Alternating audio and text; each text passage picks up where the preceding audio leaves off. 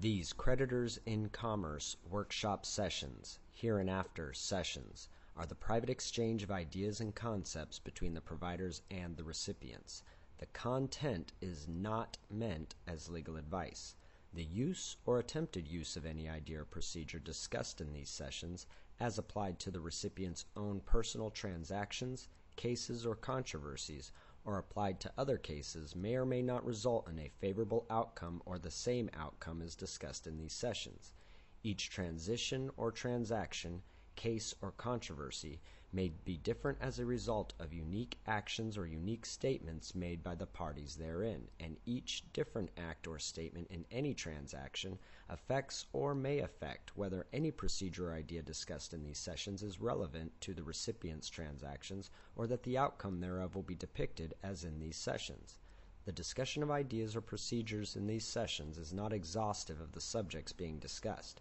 Many ideas and concepts that can affect the outcome of any legal or commercial procedure are not discussed in these sessions, and the fact that the recipients may not be aware of these issues may have an adverse effect on the outcome of the recipient's procedures. It is the responsibility of the recipients to understand their own transactions and to apply the appropriate and complete concepts necessary for a procedural and substantive remedy thereto. These sessions may be redistributed privately by any recipient to another recipient requesting them, condition upon the fact that this notice is provided therewith. If you have any questions, you may contact Creditors in Commerce by email at harmony@creditorsincommerce.com. Welcome. Creditors in Commerce Atlanta 2010. We're going to take today and kind of build up a foundation of the principles, concepts that come from of being a creditor. That's, in our opinion, it's the most important thing for you to have success and to create the results that you want to create in commerce, contract, and everything else that you endeavor in the fictional world of the United States and elsewhere. So, first I'd like to thank you for coming. Those of you who helped with the setup, thank you very much. It was truly a benefit to have you here. It's truly a benefit to have all of you here. Take advantage of everyone who's here. And I don't mean like take advantage of them, but take advantage that they are here in that on the breaks, because we take extended breaks. We don't take, 10-minute breaks or anything like that. When we take a break, we take a half-hour break. Our meal breaks are 2-hour breaks. Take that opportunity to communicate, to network, and take the opportunity to test yourself on what we've been discussing before the break. Meaning, if we talk about a certain topic, discuss that topic with people on the break so that by you articulating it and sharing with others, it'll actually solidify the principles and concepts for you. I'll tell you from my experience, I really started to understand this stuff when I tried teaching it to people. I started off just like you, a student sitting in Winston's and Tim Turner's and all these other gurus' classes, listening to the Monday night downloads. When people started coming to me to explain it to them because I explained it well, so every time I'd go to a seminar, I'd have my own little private seminars on the breaks outside the rooms where I was attempting to articulate my understanding of what we had just talked about in the room. And it really started to click for me when I was articulating it, when I was expressing what I had learned. But it really didn't start clicking for me until I started teaching it. So take the opportunity of the breaks to communicate with each other and share with each other your understanding, because it'll really come home for you in that sense. So how many are truly interested in operating as a creditor in commerce? Excellent. How many of you are interested in creating a new paradigm in commerce such that we're no longer operating from lack and scarcity? Can you simplify for me, maybe just real quick, a creditor? A creditor? I mean, yes. As you relate to it, because I mean, Right. I'm under the impression I'm issuing the money. Is that the creditor? What creditor do you mean? When I say creditor, I'm talking from in a certain context. What I mean by that is that I like to call it being a sacred creditor. In that I'm not talking about a creditor in the common use of the word where you owe me money. That's not what I mean by creditor. What I mean it's a sacred thing in that we bring solutions. We operate from abundance.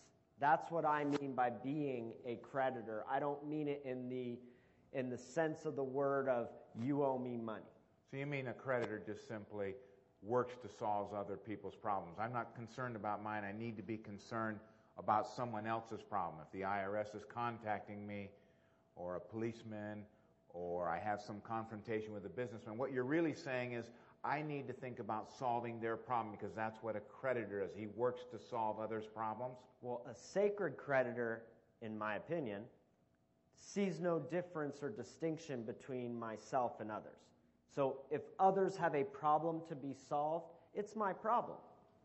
Oh, so you're saying by me trying to solve someone else, I'm really solving mine. Exactly. Oh, but that when makes sense. when your focus is out on solving someone else's problem, you'll start to notice that everything in your life starts to fall into place. You know, if your focus is always on my stuff and I'm in trouble and I'm having problems, you'll find that you really never get out of that place. But when you're like, okay, I'm going to let go of what I think my problems are, and I'm going to go out and help people. I'm going to go support my community. I'm going to support these good IRS agents and helping them balance their books. And you'll start to notice when you start to focus outside of yourself and let's solve the problems of my brothers and sisters, all your problems go away because they weren't never your problems anyways. A problem is just merely a question to be answered, isn't it? It is.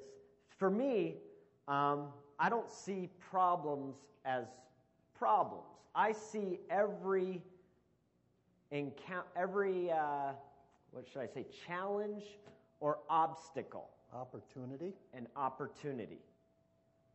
It is my belief that every challenge, every obstacle is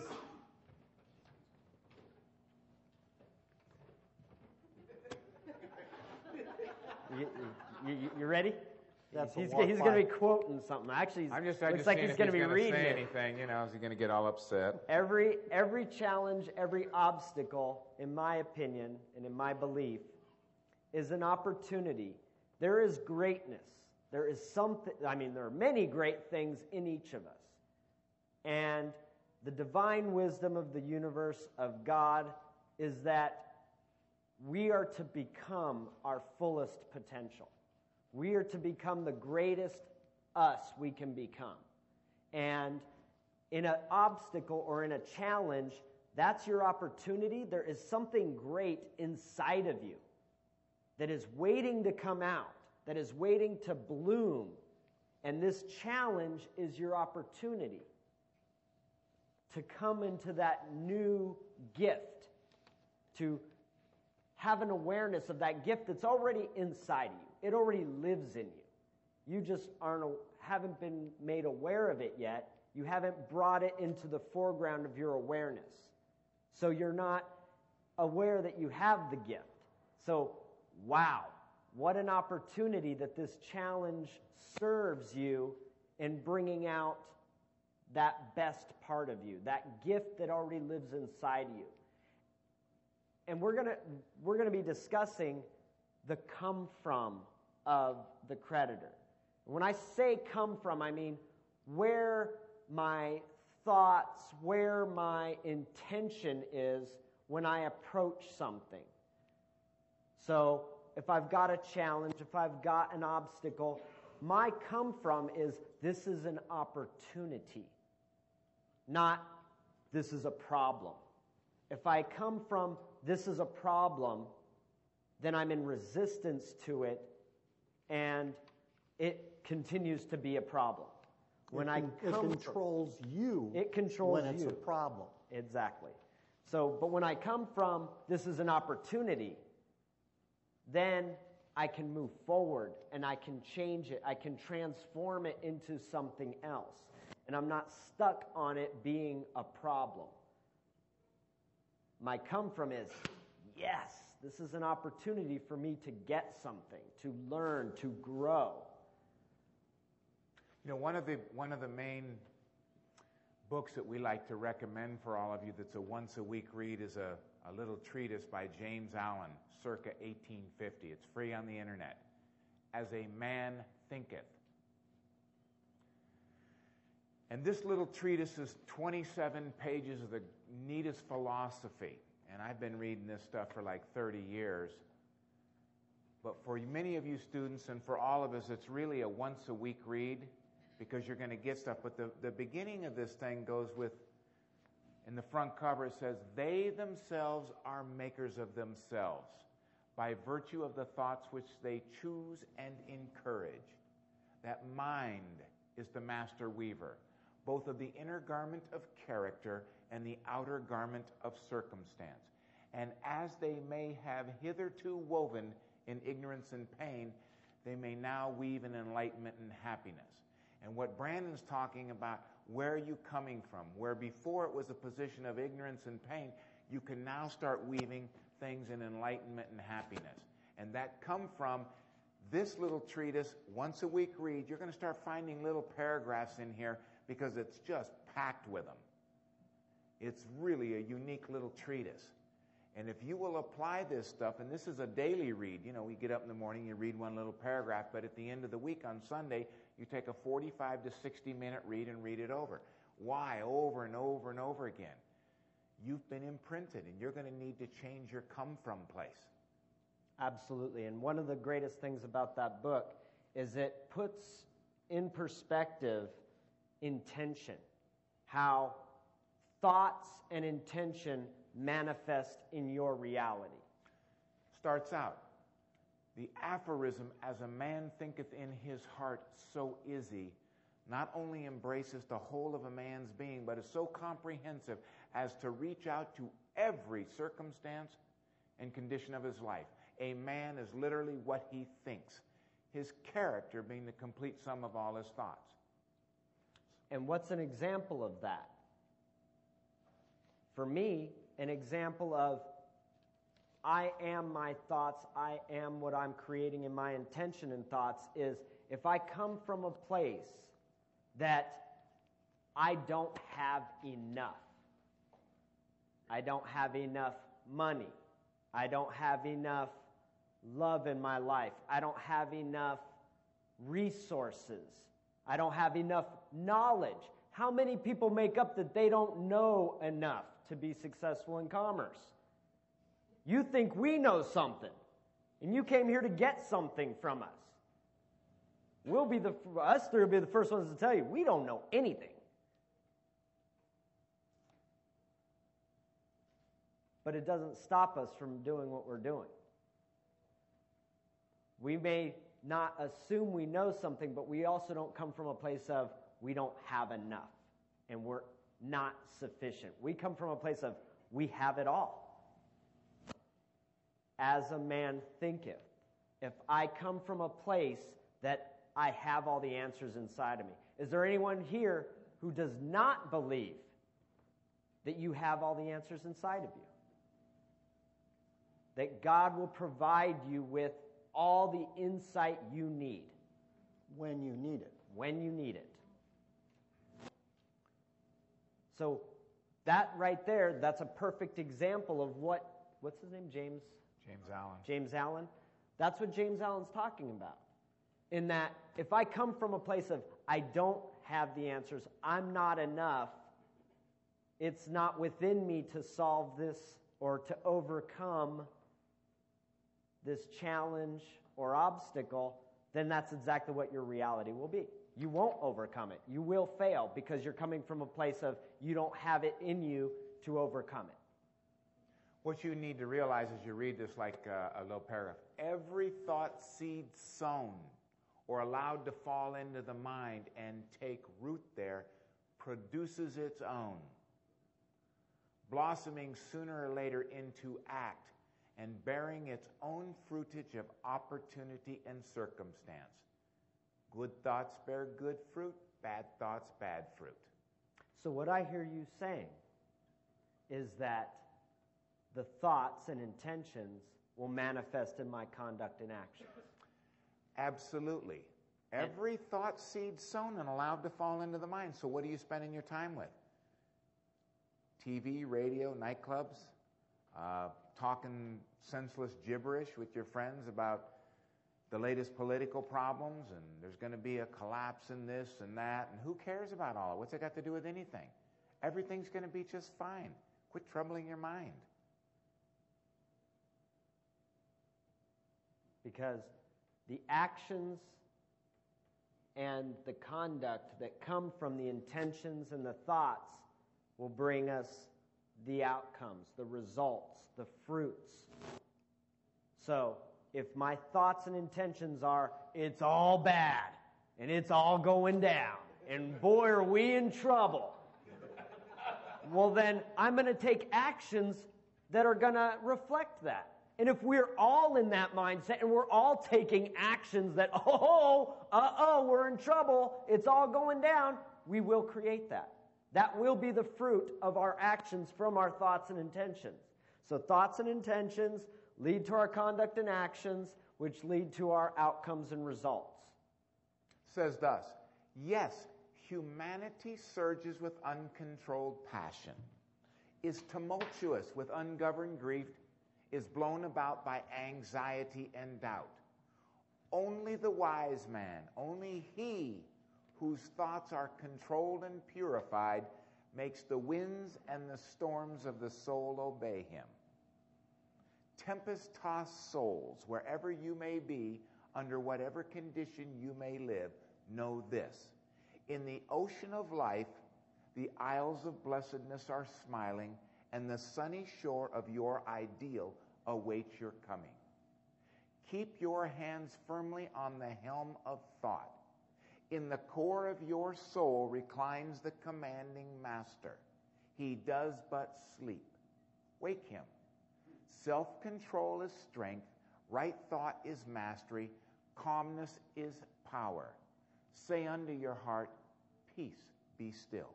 And that's how this ends.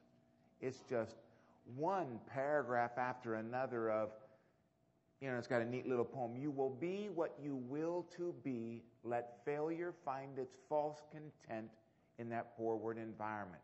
But spirit scorns it and is free. It masters time. It conquers space. It cows that boastful trickster chance and bids the tyrant circumstance uncrown and fill a servant's place. The human will, that force unseen, the offspring of a deathless soul, can hew a way to any goal, though walls of granite intervene. Be not impatient in delay, but wait as one who understands. When spirit rises and commands, the gods are ready to obey. He was a student at one time. He was a student at one time. We are, and we're still students. I was going to say, at one time. At every time, at every moment, I'm a student. And we're still students. But we're having a lot of fun at it. But if you can get where Brandon's talking about and Jack's going to elaborate on, the come from, what you think about will be. And it's interesting in that quote, what does right thought mean to you? Anyone? Right thought is mastery. Right thought is mastery. Anyone have an opinion of what that means? Come on, don't be shy. Just speak up. Thinking on the right things. Thinking on the right things. And what does that mean? Thinking on what is good, what is pure, what is right. Interesting. What is good, what is pure, and what is right. Now, what is good? Depends on where you stand. We're actually going to do a little diagram here. Because right thought will enable you to make distinctions between neutral events. And I'm here to tell you, every event is neutral. And what you make up about the event. See, we get so caught up in the what we make up about the event, we can't see the forest through the trees. We can't see clearly. Our thoughts are clouded by our story of what we make up about the neutral events. How many think what Hitler did was bad? I'm here to tell you, it wasn't. Good and bad is a judgment you make up. What Hitler did was a neutral event. I'm not advocating exterminating people, but what he did was just the neutral event. We carry in judgment, we carry in the values, those are all the stories.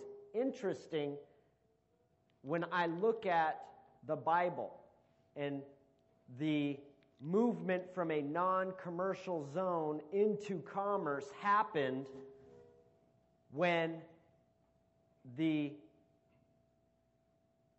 predecessors of all human beings decided to begin judging. That's when commerce started. Up until that point, there was no judgment. What was the fruit? What was the name of the tree they ate the fruit from?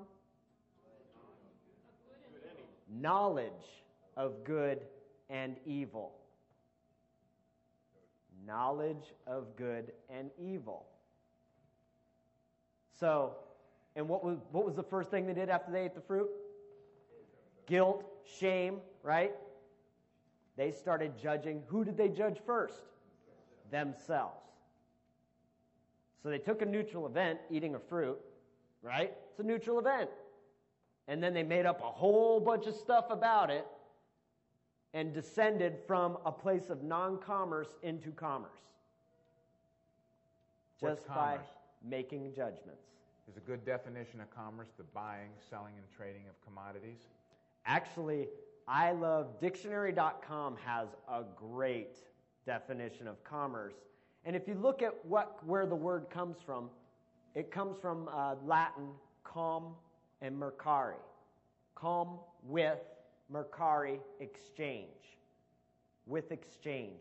The exchange of anything is commerce. The exchange of ideas, the exchange of thoughts, and the exchange of goods. And commodities is defined as anything of value or use, which ideas are. All of what he's saying. So you can get all... What's that, Garth? Is it all energy? Absolutely. Everything, it carries with it energy. It is energy. In reality, what does money represent? Energy. The exchange of energy. Because it carries with it intention. It carries with it some form of our value that we create for it. So we give it the energy, right? I mean, really, look at our whole economic system. We give it the energy with our signature. You've brought every dollar into existence by your energy. That's why the system itself recognizes that you are the source of everything. You're the source of all money. You're the source of all commodities. You're the source of everything that our modern world is made of. You're the source of it. You created it. You brought it into a reality. You actualized it. You are... That's why even in the Bible they recognize that man is the image of God. What was God? The creator. You're creators. Without you, there would not be anything. Now, as a creditor, don't get your head all big and say there wouldn't be anything without me, because we have some students that do that. We're trying to get you away from, yes, you are the creator, you are the money, you are the energy, but Goes back to right thought. It goes back to right thought because we're taking a neutral event like creating money. And then what do you make up about it? Oh, well, I've got some kind of entitlement. You owe me, government. Right? Or some kind of self-righteousness. I'm better than you. I create money. You see, that's, again, taking neutral events and then bringing with it all these judgments. And it clouds our thoughts. Because when you walk into a courtroom with a sense of entitlement, oh yeah, good luck. Good luck. You're not going to get very far with that. Because we're going to talk about a couple of things that go on, and one of the key factors that he's talking about you're going to be dealing with is merits. Whether you merit the merits of your case and whether you merit a reward. And this is going to be a very, very central part of going into a courtroom, dealing with anybody in commerce, whether I'm dealing with my 16-year-old boy that wants to grow long hair, or I'm asking about things. It's going to be all about whether you merit a reward or not. And what is merit? We said it's quality deserving reward, and then we look up deserve, and it's have by conduct a claim to. So hopefully during this seminar we're going to teach you a little bit about what claims are and how they work, because and it's all about claims. Liens are defined as claims. Forgive is to give up all claim. It really revolves around claims, and claims are to demand or ask for as rightfully belonging or due to one. Due to one, and then we're going to get into, well, I'm the creator of the money. Am I due? I did that mortgage. I shouldn't have to pay. Really? So we're going to find out a little bit more and get this and boil it down and see if we can't get you a little further down with some nice examples of some great stories of how to conduct yourself, how to merit a reward in all that you do in this land of commerce, on this sea of commerce. Commerce in itself is not bad, but there's two ways to conduct commerce. Number one, you do it because you do it out of love, to help someone else. Number two, you want a reward in return, so you do it and you charge your brother. See, what Brandon was saying to begin with, commerce is the exchange of everything. We had commerce in the Garden of Eden when the Creator loved man that he created. And he was in commerce with Adam and Eve, but he gave them everything out of love and only wanted love, respect, and return. But when Adam and Eve went into sin, which was basically commerce, in which they applied the concept of, wait a minute, we've got to make a judgment here. When you apply judgment, you're saying, I deserve something from you. Not because of love, but because I'm charging you with having taken something from me that I deserve. So now when you apply judgment to commerce, you're not doing it out of love. How can I help you solve your problem? You're doing it out of, what do I expect back from you in return, because I don't give you something for nothing. Now you've put judgment on it, and you've placed yourself above your brother because you believe that you're coming at this, it's a problem when I help you and I don't get something back. That's your mindset. And that's what we've been trained to do in the public. You don't give anything away for free. There is a cost for everything. So instead of loving the government, loving your brother, loving your enemy, you're in it for what's in it for me, and now everything in life is a problem because unless they give me what I expect and what I want, you're never going to be satisfied and happy. Let me give you just a quick story to add to what he's talking about. I did a deal here. The landlord I have at the townhouse I'm living in, the home is in foreclosure.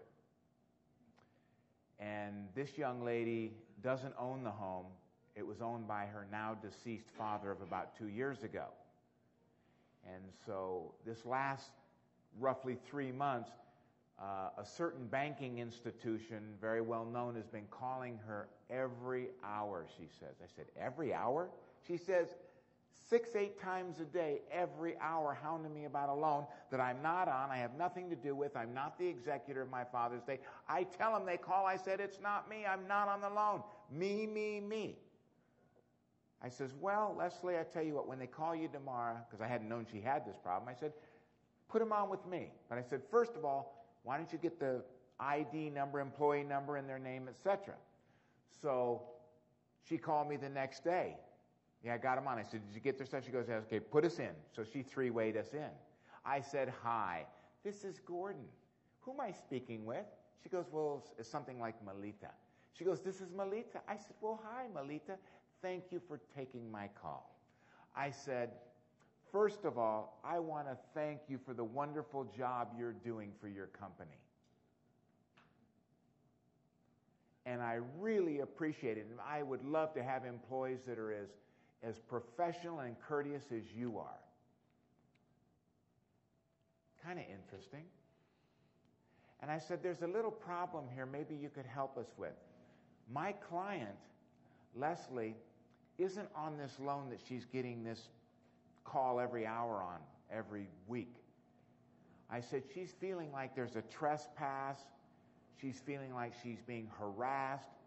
And I said, I don't want to seek formal resolution on this thing. Is there anything you could do for us? Could you help us? She goes, well, I apologize. And of course there is. We'll just put in a cease and desist. I says, well, what's that? She says, well, I'm just going to fill out a little memo here. I'm going to put it in. And if you'll take this address down and contact this address with the same thing of our conversation, this should be taken care of. I said, who do I call and complain about you? Because you're not getting paid enough. That's all I know. Where's your boss? I want to tell him you're not getting enough money because you are good. And I want to tell you how much I appreciate you. She said, again, I apologize. And, sir, I don't think you'll have any more trouble with this. Might be a little bit more. But, again, we're talking about from the come-from place. She told him every day, I'm not on the loan. It isn't me. I have nothing to do with this. Me. Why couldn't they understand that? They did. But why did they keep calling her? Because they're doing their job. Leslie treated it as a problem. Leslie's counsel treated it as an opportunity. What solved the problem?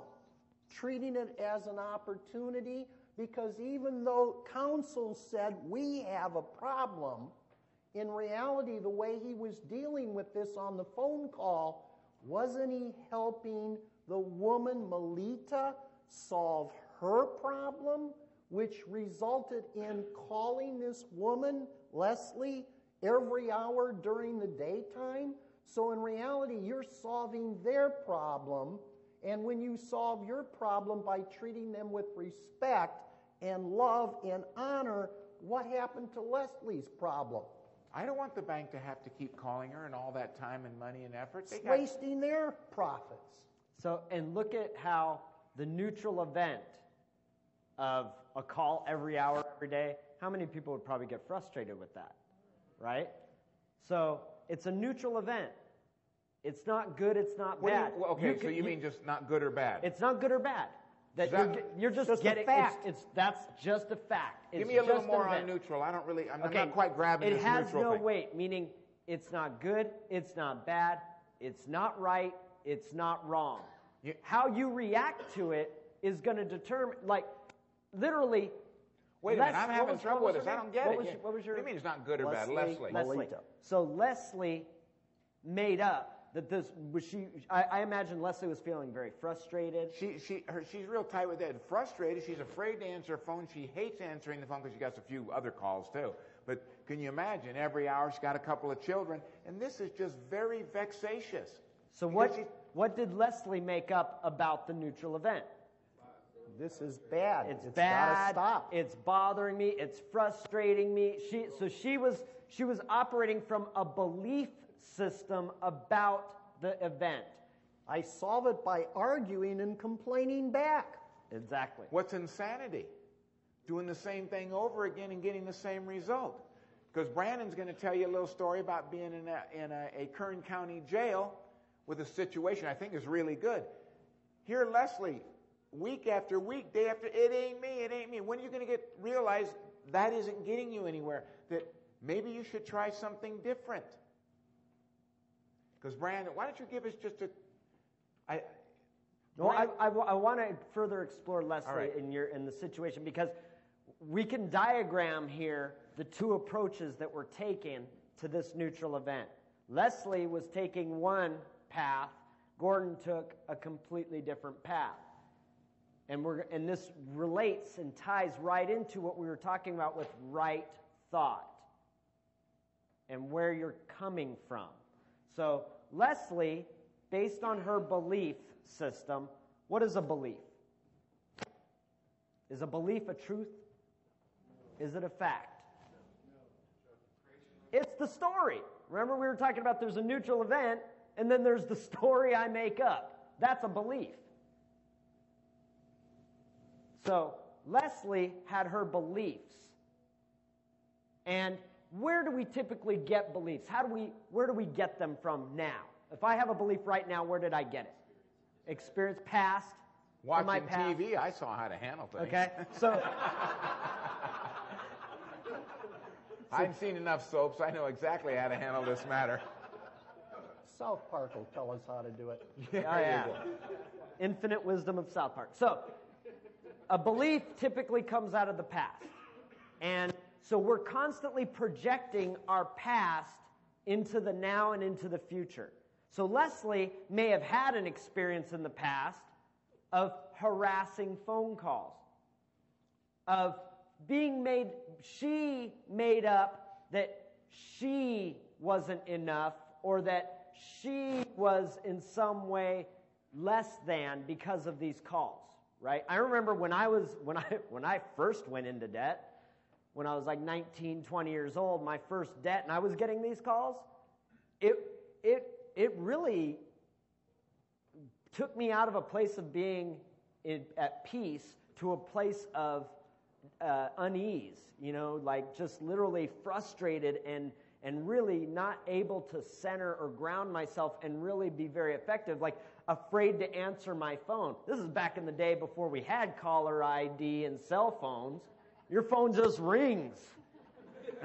It could be my friend, or it could be this lady who's going to harangue me, make me wrong about not paying my credit card, right? So that was a belief that I brought into every time the phone rang. There was this belief running me at that moment, like, right? How's this going to go? Who's this going to be? Is it my friend who we're going to go hang out at the beach? Or is it this lady who keeps calling me, Mr. Adams, you really need to pay this bill. Do you realize what we can do? And I remember getting into shouting matches with these people on the phone. And it's just a person talking. But I had my beliefs from my past projecting into the future that she was going to make something terrible happen. That was just a belief. And so rather than being able to create like a creator, like a creditor, I was in reaction. I was reacting like Leslie was, right?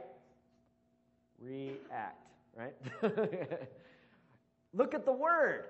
Again, act. It's react because it's coming from past belief. There's no creative power in reacting, just so you know. The word itself pretty much negates creation. Okay? So here we go in this endless cycle of my beliefs from past and future leading to reactions. And this is all based on a neutral event. The event itself is neutral. Is it possible that Leslie could have just listened to what the lady had to say, thank you, and hung up? Or could have took control by simply asking a few questions. Or could have asked a few questions. Why are you Why are you calling me if I'm not on this loan? Or did you know that I'm not on this loan? Do you realize I have nothing to do with it? But Do you realize I'm not an executor, this and this? So why are you calling me? How could I help you? What would you like me to do? Can you imagine someone on the other line going, I'm calling this gal about something she's not responsible for, but she can't hear if all she's hearing is somebody making excuses. It's not me. I'm not on the loan. Those are statements. We're not getting what's termed as the Socratic method. It's like that used by Socrates. It's a method of teaching and discussion like that used by Socrates, in which, by means of a series of questions and answers, the logical soundness of a definition is tested, the meaning of a concept examined, etc. The best way to resolve anything is to find out what the issue is, or ask questions. And he's going to get into some of that more.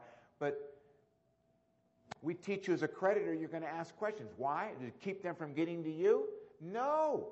That isn't what that as king is about. That as king, in the capacity of king, is so you can resolve the problem. And if you don't ask the questions, you can't resolve the problem. What are you officers supposed to do? What are you doing over here, sir?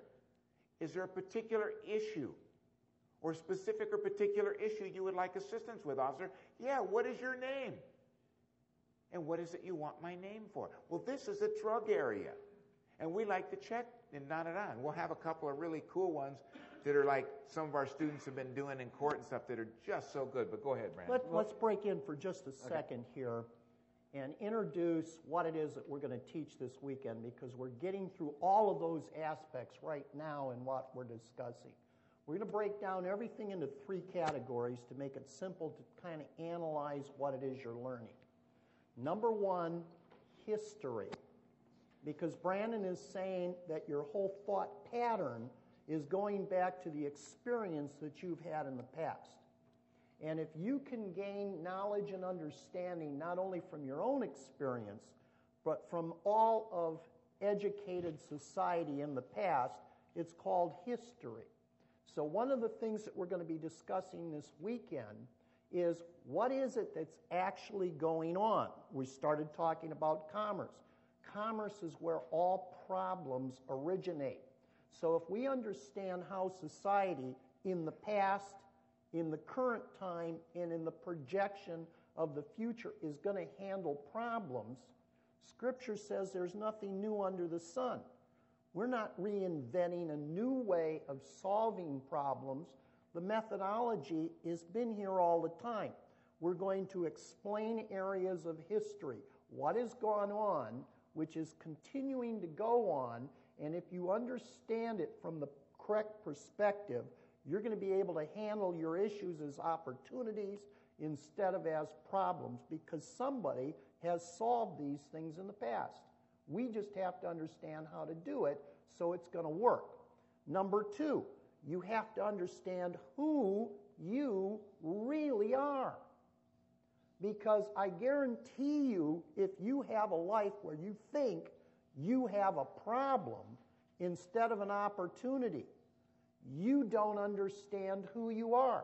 How many people have seen the new Alice in Wonderland? Remember, Alice went down into the rabbit hole. She is now age 19, not age 6.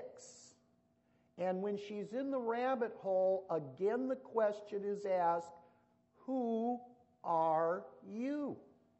And Alice says, you know me, I'm Alice. And the purple caterpillar is going, Alice? Yeah, I'm Alice.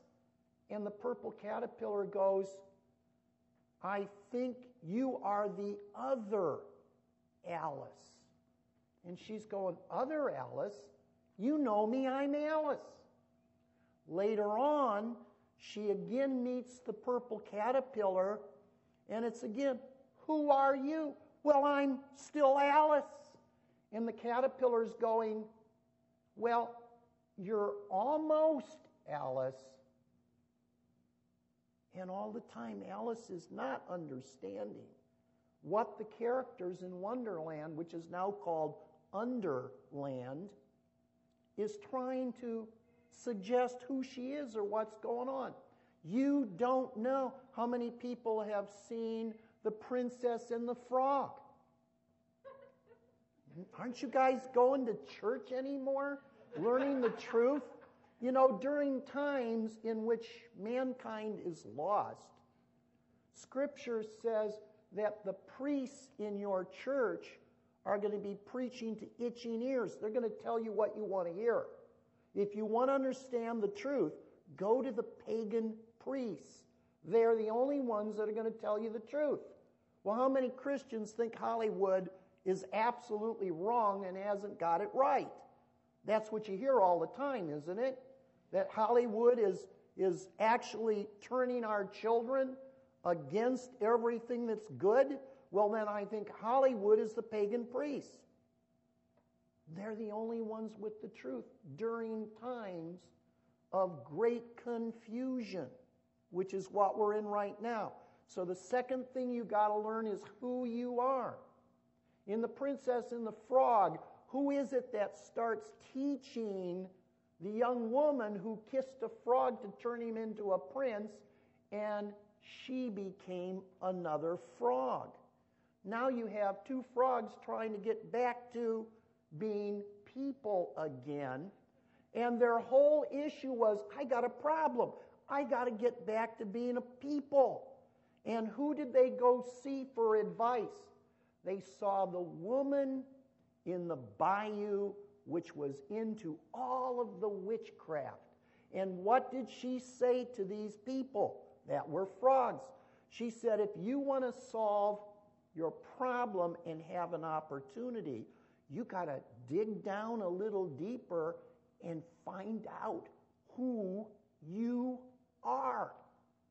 The prince came from a family of immense wealth, but he didn't have control over the wealth. His parents had the wealth. Why didn't the prince have control? Because he'd not yet learned responsibility. The girl was trying to make a dream come true, and she was in a foreclosure, losing her opportunity before she was turned into the frog. Her dream was to get back to being a young woman and to be able to pay off her debts so her dream would come true. You have to understand that who you really are is from a family of royalty with immense wealth. You control that wealth, but only if you can accept responsibility. Part of what Jack's telling you with this is Hollywood is really Holywood. They're in all these stories like Alice in Wonderland, The Frog and the Prince, Avatar, Matrix. Hollywood is really telling us in an allegory what's going on in this world. It's really cool. And Jack goes into a lot of his Monday night downloads expounding on the movies. They're so much more fun to go watch after he tells me what they're about. Because, you know, I was just going there just watching the flicks. But when you have Jack explain them, they take on a whole wonderful meaning, and it's invigorating. The opposite of enervating. It's not weakening. It's so nice to see that we're being told the truth. If we have eyes that can see and ears that can hear. You're going to go on to the third thing? So the second area now is learning who you are, because once you learn who you are, hasn't Brandon already told you that these are just neutral events? And if you understand who you are, and isn't the creation of energy, which is currency, coming from you, if you know who you are? Because you are from a family of royalty, and the royal family has all the currency which it creates as it needs it. Because we ourselves are the money. There is no gold and silver. That was back in the Republic. The Republic is still here. But it's on the private side. There's nothing declared to be money. But you are the currency. And we're going to show you how you are this weekend to get your remedy. So knowing who you are is critical in this equation, because unless you know who you are, anything else we're going to talk about seems to be a continuation of a problem, because unless you understand you are the currency, you can't solve the accounting. You're burdened by them because you think they took from you your currency, and you're always looking at them to give you back your remedy. Your remedy is from within, and it's based on your mindset and your attitude. And if you don't know who you are, you don't believe you have a remedy, because past experience never got you a remedy.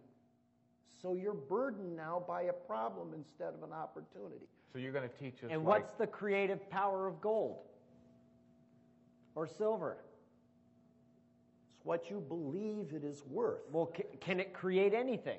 Can a brick of gold create what you can create? So in reality, by taking away the gold and silver, they're kicking you in the pants going, hey, wake up. Gold and silver You're the value. It's the neutral event.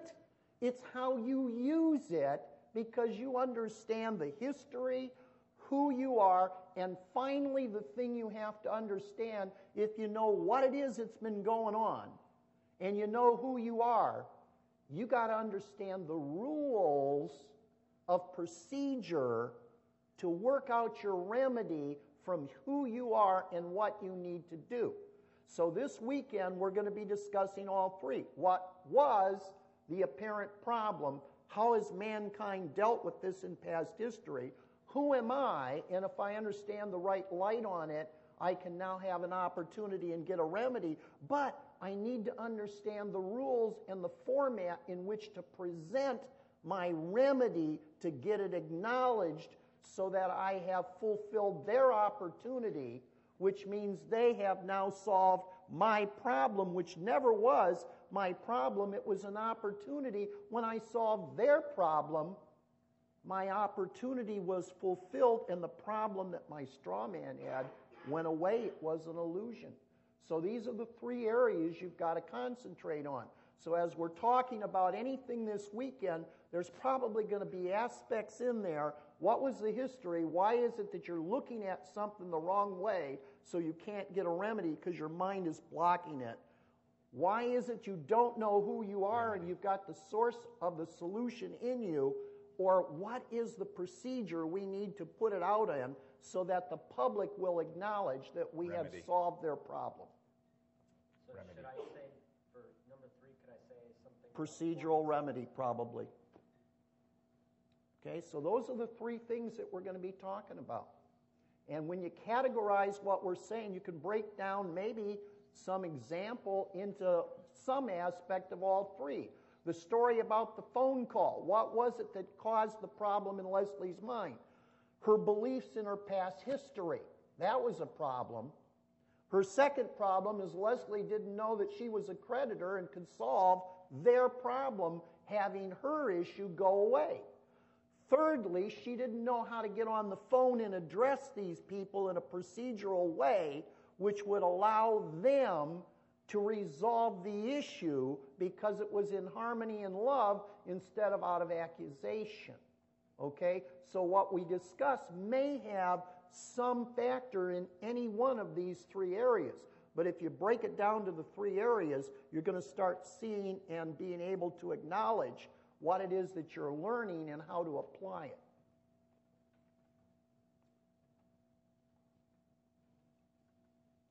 And thus creating and having results. So